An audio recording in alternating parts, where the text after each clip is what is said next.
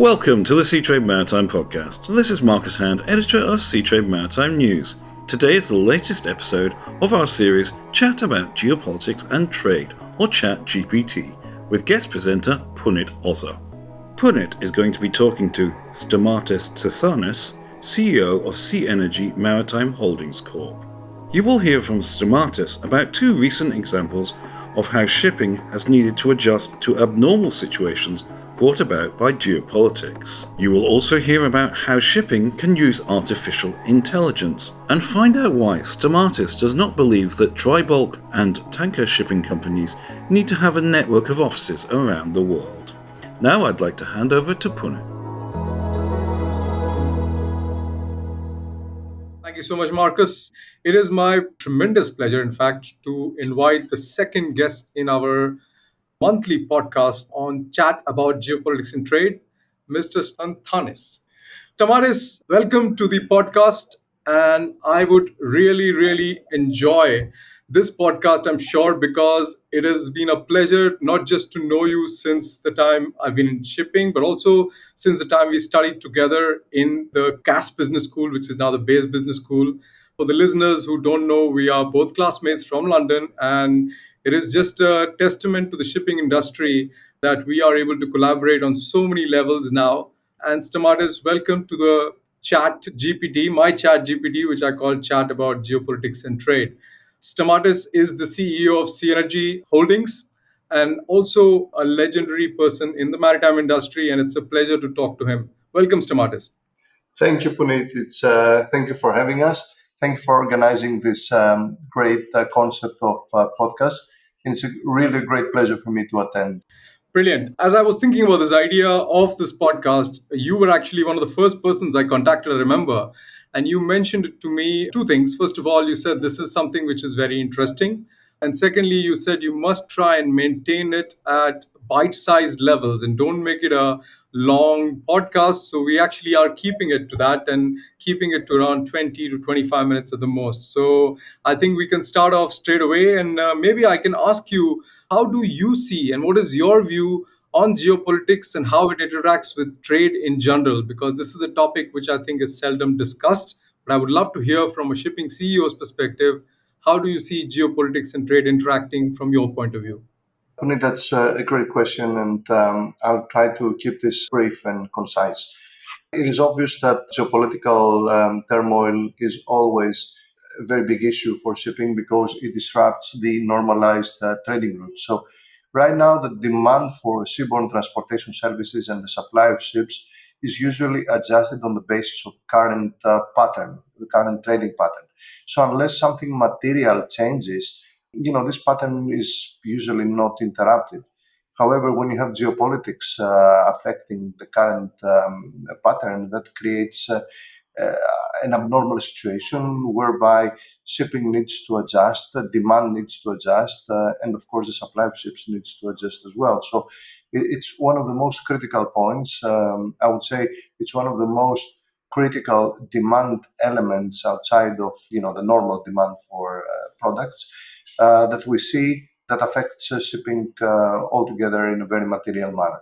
Perfect. So obviously, it's an important space, and one of the things which I do tell the students as well is that this is the space in geopolitics where economic considerations kind of take a backseat some cases. So if I actually ask again with regard to geopolitics and from your vast experience in the industry, have you seen any examples which you can share with the listeners of the geopolitical impact on trade flows, which has actually either changed a trade flow, maybe even demolished a trade flow, or created a new trade flow? That would be a very interesting way for you to exemplify the whole idea of geopolitics and trade. Yeah. Of course. There are two recent examples, very recent examples, both attributable to the invasion of Russia in Ukraine. One has to do with the transportation of oil and oil products, and the other one has to do with the transportation of grains.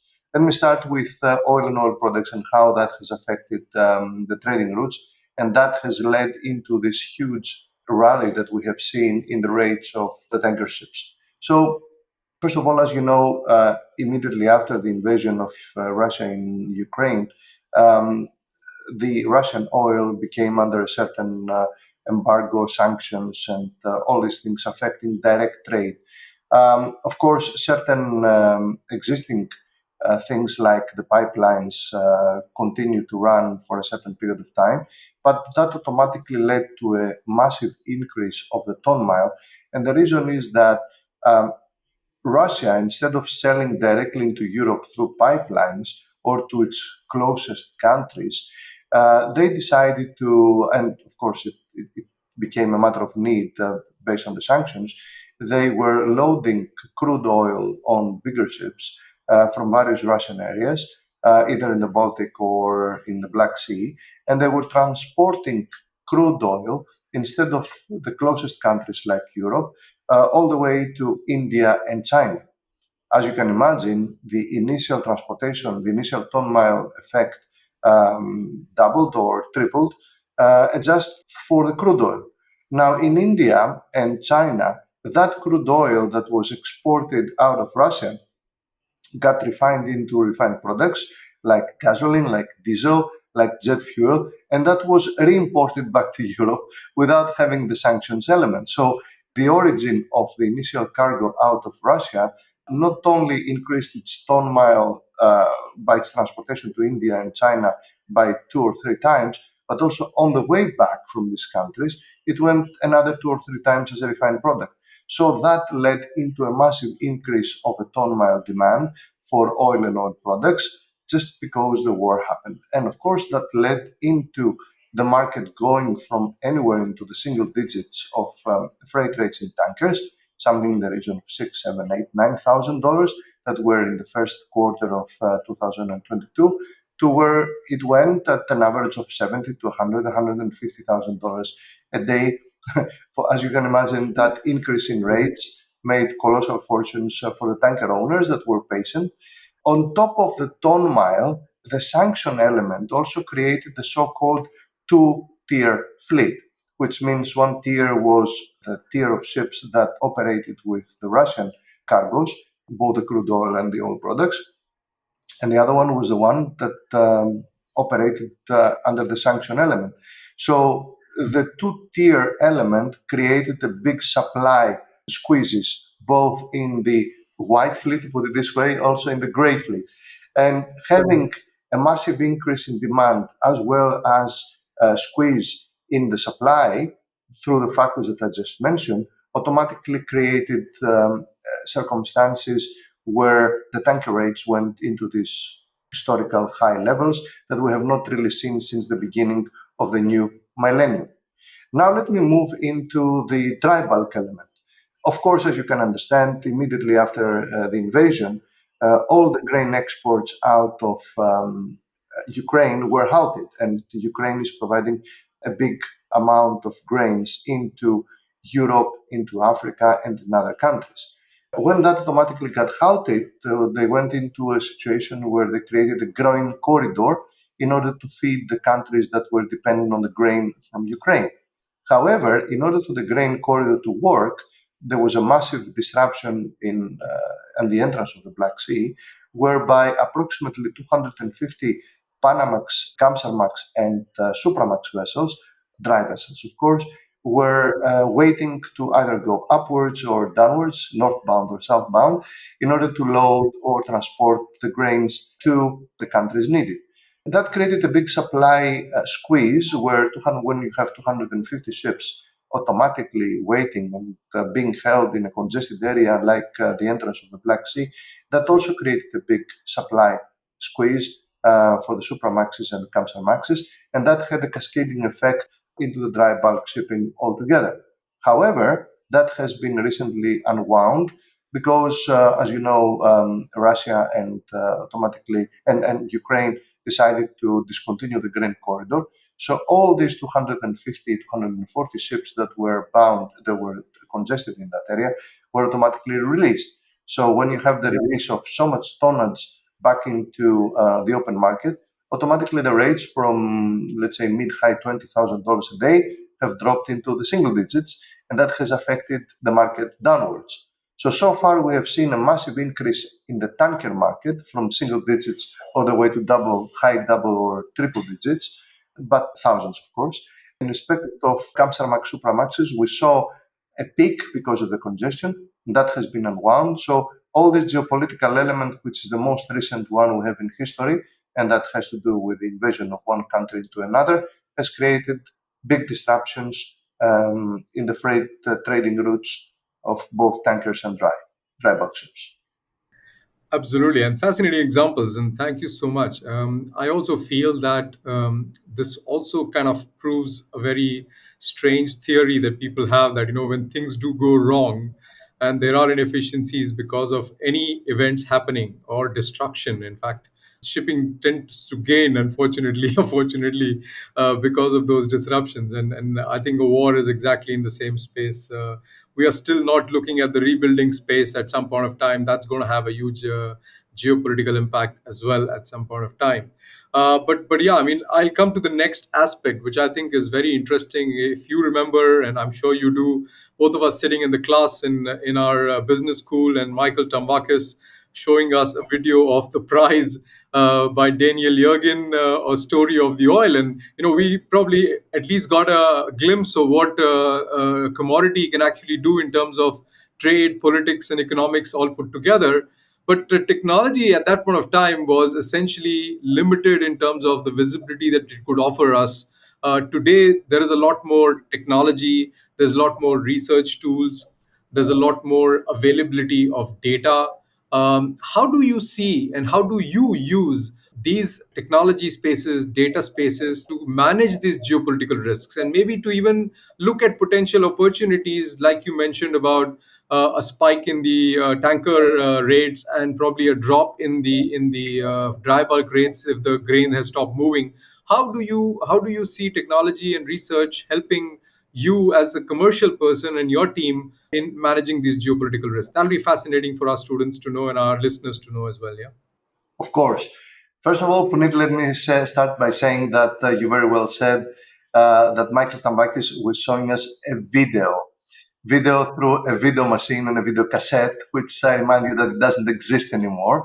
So let us be a little bit mindful about our age here for the younger students. But yeah, a video is still a video. I must remind the listeners that it was 1997, so Yeah. it is when the video was there. We're not talking about recent times here. We just want to clarify that the CAS Business School does use modern equipment now. They don't use video cassettes anymore, just so that we are clear. Yeah, absolutely. DVD at best. So At the best, yes, uh, correct. So I must say that there's a lot of technology, and we in Seanergy Group, we are using the technology ever since 2015. We have been one of the pioneers in using remote performance monitoring systems for our ships, and also artificial intelligence, which we introduced in 2019 on board the vessels. Remote performance monitoring systems combined with weather routing, of course, makes the fleet more economical and more efficient because it operates the vessel and it also predicts weather routing and currents and everything associated with the operation of the vessel. So that by itself is very, very fundamental in the operation of vessels and makes it more efficient and more environmental friendly by reducing the consumption and, of course, the emission of CO2. At the same time, artificial intelligence helps us predict errors and malfunctions in the engine room on the basis of certain readings. That's helpful as well, especially when you operate a middle-aged fleet like we do. Now, going forward, in respect of all the data that we have been receiving as an office, to be honest, Punit, all this data is pretty much useless if you don't have the right people analyzing it. So the big concept behind data here is not to continue being, retroactive, but to be proactive. So for us, the usage of data and the proactiveness we're using about it is the fact that when we automatically see or foresee a certain issue about the operation of the vessel or anything associated with its technical capacity, we have to act immediately. So, if you use all the data and artificial intelligence as a retroactive thing, like the noon report of the ships, it's pretty much useless in my opinion. I don't see any value in that. So it's not only about all the set of data that everybody has been receiving, but most importantly, for the right people in the office to be able to analyze that. And here in Synergy, we have a dedicated team which stands in cooperation with the technical and operations department, and that dedicated team deals with data altogether. And data is not only about operation and technical management, but also it's about sustainability. We have entered into a world where all these environmental regulations will bring massive changes in shipping. They have already started and they will continue to bring massive changes in shipping for the next 3 to 5 years and certainly until 2050. So unless an office is fully equipped with the right and dedicated people to analyze data and to know how to use all this set of information that we have been receiving daily, then it's pretty much useless. So for us, getting the data, establishing the department, and making sure that we are being proactive in running the vessels, not only for the environment, for the regulations, but also for economies of scale, efficient running of the vessels, and being proactive and cost saving. So for us, it's a multifaceted approach altogether that we have been using all this set of data since 2015. So we're already getting into the ninth year of us using all this information. Fantastic. I mean, that's really, really impressive. And I think that's one of the key things that shipping is changing. And I tell this to my students as well, that please don't think that you are going to go and become an operations manager or a chartering manager in shipping, which will not be isolated space. It will actually be incorporating so many new functions, so many new ideas that I think we did not have when we joined the industry at that point of time. So they should be ready for a rough ride, but also an interesting ride going forward. And interestingly, I must say that one of the examples that I recently came across was the BRICS countries and the fact that they've invited six more countries to join in. Using some of the data available, I could actually map out a very clear picture of what these BRICS countries are actually trading with each other on the dry bulk side, and what the BRICS Plus alliance will trade with each other had it been around for a while. And I immediately found that there will be a jump of something like close to 18 million tons of trade just because of these six new countries coming in between themselves. And that's really where it gets. And this is just dry bulk. There's not even considering the oil, which is a major part of that discussion. So I agree with you that, the proactiveness of technology, analytics, and the data analysis is something which is crucial for us to take calls.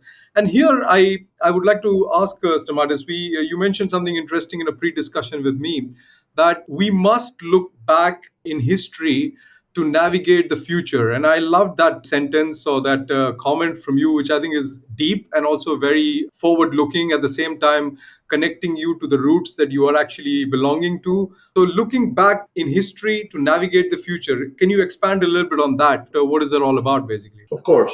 First of all, we like, both you and I, we like to be practical and not to throw open-ended statements just to show, any sense of wisdom or things like that. So we have to always make a practical element since, all the students will turn into the future employees, executives, entrepreneurs of the future. So we really need to guide them as much as possible with the set of information we know right now, and of course, because of history. So looking back, the most important thing, in my opinion, is the supply and demand. It's as simple as that. And my high-level advice to students is the fact that demand for seaborne transportation services has always been rising. It's been very few times in the history of the last, let's say, 25, 30 years, where we saw demand for raw materials and finished products to actually go down. So, with the exception of the financial crisis or maybe COVID or, certain elements of time, demand has always been going up because the world is expanding, GDP is going up, the population is increasing, you need to feed the population, you need to create infrastructure, you have more planes, more cars, more everything. So you need energy, you need food, you need infrastructure. So shipping will continue to thrive into the future as far as demand is concerned. So anywhere between zero point 0.5 and 8-9%, you will still have a compounded annual growth in demand for seaborne transportation services. The most important element to what makes or breaks an investment, in my opinion, is the supply. So in the history, if you go back into the maritime cycles, it was always the supply of ships that has created either the booms or the crisis. So when the markets went well, everybody started to rush into ordering ships, and that has created an oversupply cycle, and that has led the market to collapse. Demand was there, but when you automatically have a big tsunami of ships hitting the water, there's only way, and that way is to go down. So always be disciplined about supply, always be disciplined about the way that people are investing. So even in good times where everybody's living in a hype, you have to be very, very well disciplined not to start throwing money around and creating big supply surges, which brings the market down. So it all comes down to demand and supply. What is different now is the fact that the new environmental regulations will make a big portion of the current vessel supply pretty much redundant. And I'm not referring into 2023 or 24 or 25, but we are seeing that the persistence of the IMO, the European Union, and of course, the whole world is that ships will need to be more economical, less CO2 pollutant. So that being said, the effective supply of ships will start to reduce either by the reduction of ships or the reduction of speeds or a combination of both. So in any case, the supply appears to be disciplined for the foreseeable future, and we hope that it will remain in disciplined levels so the freight rates can recover and any new investment in shipping will make financial sense, because right now, especially in dry bulk, in our opinion, investing in new vessels does not make financial sense. So you have to have a big and broader investment considerations before anyone considers any such thing. So when you talk about shipping and when you talk about the history and the future, it's all about demand and supply. It's as simple as that.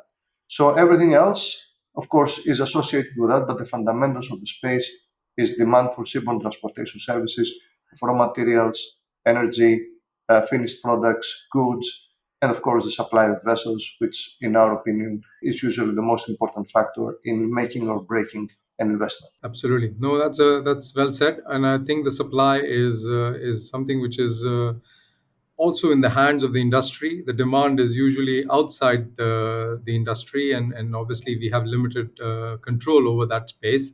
But supply is at least theoretically in our control, and of course the fragmentation of the industry creates its own challenges. Also, I would like to get your view, since you were talking about the environmental regulations. This is a little bit off topic, but it's interesting.